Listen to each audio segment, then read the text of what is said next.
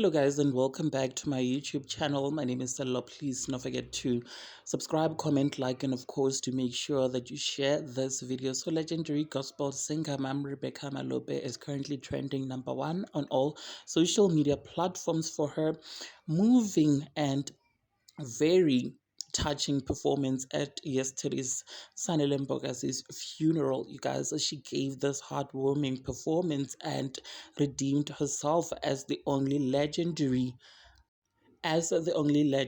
singer in South Africa, bidding farewell to her best friend Uzanele Mpokazi.